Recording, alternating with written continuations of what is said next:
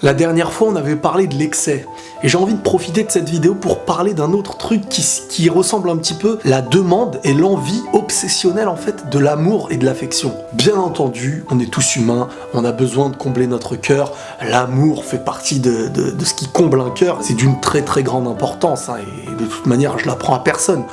Mais aujourd'hui, le problème, c'est que dès qu'un cœur manque de quelque chose, on le comble d'une chose qui n'est pas forcément liée à la demande. C'est comme si une personne, pour survivre, se comblait uniquement de nourriture. Si tu retires l'eau au corps, même si tu le combles de nourriture, il lui manquera quelque chose, il pourra pas vivre. Et ben moi, je pense que l'affection et l'amour n'est pas uniquement ce qui comble un cœur. Un cœur a besoin de tout plein de choses pour le nourrir, et un cœur nourri se ressent par la paix, par la joie. On a parfois l'illusion d'être heureux lorsqu'on lui apporte quelque chose, mais dès qu'on se rend compte inconsciemment qu'il lui manque quelque chose, on en perd cette joie.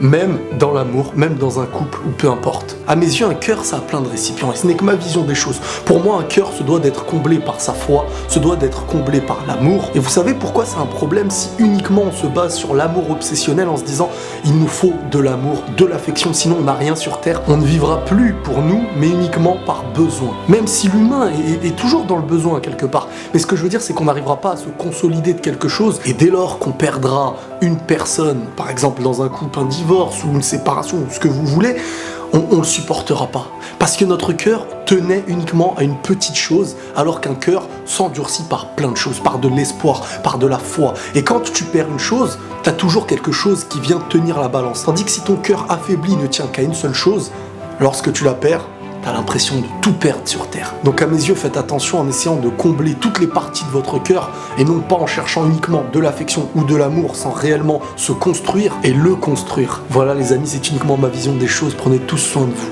et la paix sur vous.